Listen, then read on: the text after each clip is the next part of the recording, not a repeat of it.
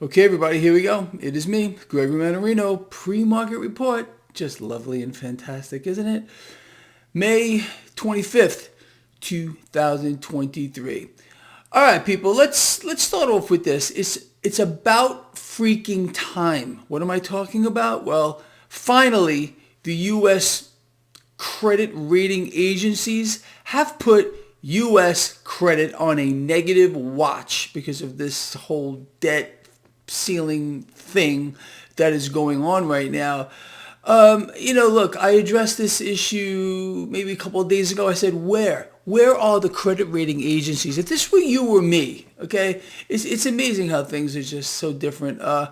We would have had our credit rating cut massively by now. There's no way on this earth that the U.S. should have a AAA credit rating right now, but that's neither here nor there. Anyway, so that's one of the stories this morning, is this credit rating on a negative watch here. And, I hate talking about this, but let's go ahead anyway. So initial jobless claims came in at 229,000, big freaking whoopee-doo. These numbers have no bearing on reality, but that's a whole other thing as well.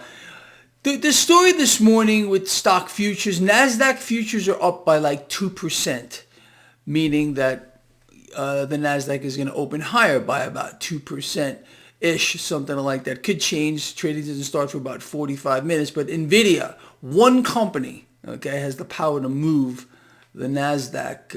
It's incredible how much weight one company can have with regard to the overall market. So overnight, NVIDIA was bid up by like 27%, and that is giving, like I said, the NASDAQ a boost here. You got S&P futures slightly higher, Dow futures slightly lower this morning. Cryptocurrencies under a little pressure, gold and silver under a little pressure, crude oil under a little pressure. Now the 10-year yield, I know you're watching the 10-year yield, I know you're watching the MMRI. 10-year yield higher. Relative strength of the dollar higher. MMRI 244. 244. That's just beautiful and lovely here. 10-year yield 3.77. Last time I looked at it.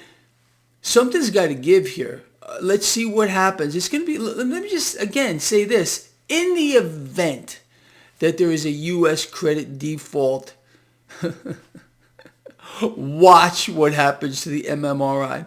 Watch what happens to the stock market. Okay, you had the other thing out here, McCarthy, who's yesterday, was it? I think it was yesterday, where he said, "Oh, I wouldn't if I were in the stock market. If, of course, he is. Okay,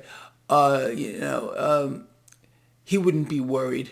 Well, that should make you worry more. You understand? I think you understand that that's the way it is around here. But anyway, look, what else would you expect? Do you think this has anything to do with reality? This is a just beyond anyone's wildest dreams freak show on an unprecedented scale. Nothing makes sense anymore. You have a market that, just look, despite the fact that in my view there's a black hole under it, despite the fact that my last trade went wrong, okay, whatever. That black hole under this market is going to be filled. There's just no doubt about it. It's just a matter of when, a matter of timing here. There is an enormous Herculean effort right now to keep this market propped up. What did we find out yesterday from the Federal Reserve? I mean, right out of the Federal Reserve's own mouth, they're admitting, I'm having a problem here. Can you hear me okay? I hope so. Right out of the Fed's own mouth, they said that if, in fact, something were to happen here with this debt ceiling, they would step in here and add liquidity to the market. You see, it's an interesting twist on words. They would add liquidity. What does that mean? That means they're going to buy it all. And that, of course, is massively inflationary. See, they throw these little words out. Imagine, for example, if yesterday the Federal Reserve would have said, you know what? Well, if the market gets hit on the back of a debt default, we're going to buy stocks. The people would go, ooh, hold on a second. But if they use the word add liquidity, it's kind of ambiguous. It's kind of vague. But you and I understand what this means. And also, what else are they going to do? The Fed will have no choice but to buy more debt. Okay, the Fed can't just say they're going to keep rates low. If rates start moving up, okay, because look, the Fed has a stranglehold on the debt market. They've had this since the last meltdown here. But in a massive sell-off situation here, who's going to be the entity that's going to try to keep rates low as bonds sell off? Well, obviously, it's going to be the Federal Reserve in this case. They can't tell you these things. You understand? Again, the Federal Reserve is not magical. They have no godlike powers. No, they don't. They can't just say something and it happens. No, they have to get into the market and make it happen. You understand? Understanding the situation that we're in here, people, let me just put a perspective on this for you. If you and I understand the situation with vastly expanding global debt is not going to stop until it absolutely implodes here. What do you want to do about it? Again, I could sit here and talk, but the truth of the matter is you must take the opposite side of that trade.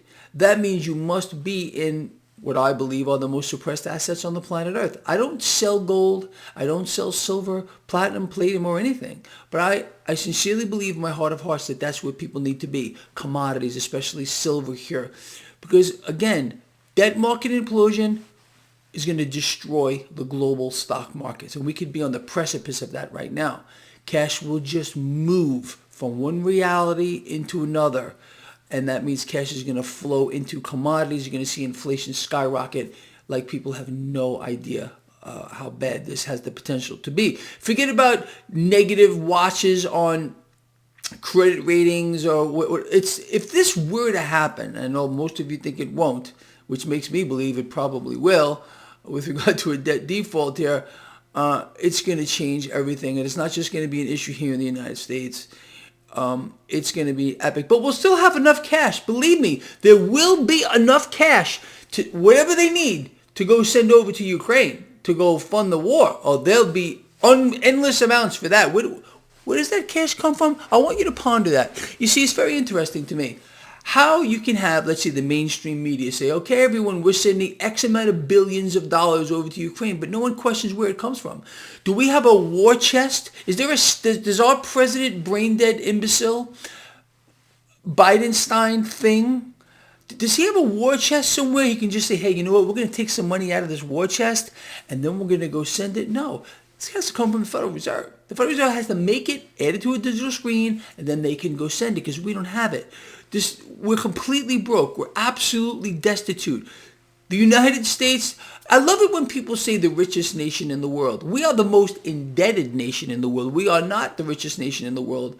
By a long shot, we are the most broke nation the world has ever seen in the history of the world. That's the truth. But of course, they got to play on those words. Kind of like how they say credit. Credit is actually debt. Liquidity is actually buying more things, pumping the market. They play on words because they think people are too stupid to understand what's actually going on. So that's the story this morning. I'm looking at stock futures here. NASDAQ higher, like I said. S&P higher. Dow slightly in the red right now. I mean, we're talking slightly here. But that 10-year yield continues to rise.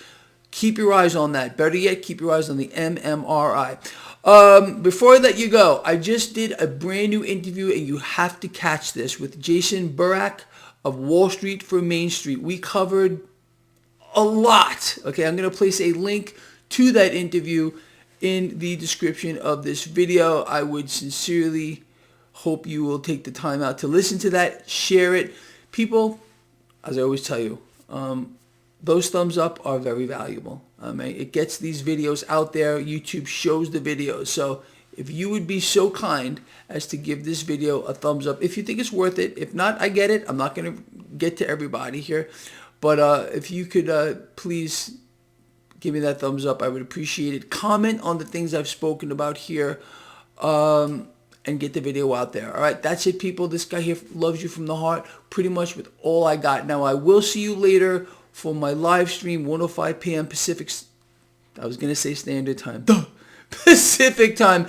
Please have questions ready for me. All right, whatever you want to talk about, I don't even care what it is. You want to talk about CUDAs and race cars or whatever it is. All right, whatever it is, we're going to talk about it. So just have a question or two ready for me.